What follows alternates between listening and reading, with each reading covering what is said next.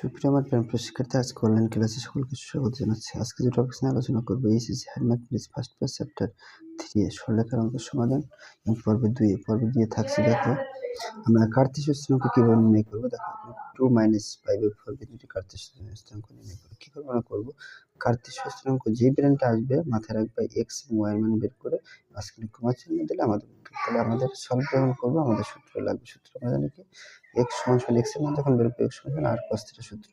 তাহলে এখান থেকে দেখো আর এর মান কত, এখান থেকে আর এর মান হচ্ছে √2 লিখে নিলাম, আর থিটার মান কত, থিটার মান হচ্ছে -5/4। ওকে, তাহলে আমরা আর এর মান কত √2 আর cos লিখলাম, থিটার মান কত -5/4 ব্র্যাকেটে লিখলাম। তুমি না চাইলে লিখতে পারো, সমস্যা নেই, cos লিখলাম। এখন যে কাজটা করি, পায়ের মান হচ্ছে এখানে 180 যদি আমরা 4 দিয়ে ভাগ করি তাহলে -45 ডিগ্রি পাবো, তাই না? এখন একটা কাজ √2 লিখলাম, cos 45 মানে আমরা ক্যালকুলেটর দিব এরকম ভাবে, cos -45 দেখো টিপ দিলে আমাদের একটা মান আসবে √2/2। দেখছো, উপরে লিখবো √2 আর নিচে কত 2। এখন √2 বন্ধুরা দুইবার মান হচ্ছে, আমরা জানি √2 মাথা স্কয়ার আর নিচে 2। এখন আমরা যেটা জানি এইটা কেটে গেলে 2/2 মানে হচ্ছে 1। x এর মান বের করা শেষ, আমরা আর এর মান বের করবো। তাহলে y এর মান বের করবো, y সমান আর sin থিটা। তাহলে আর লিখলাম, আর এর মান কত, আর মান হচ্ছে √2 আর sin লিখলাম, থিটা মান কত -5/4। তাহলে এই √2 লিখলাম, এই sin লিখলাম। এখন কথা হলো যদি একবারে করি,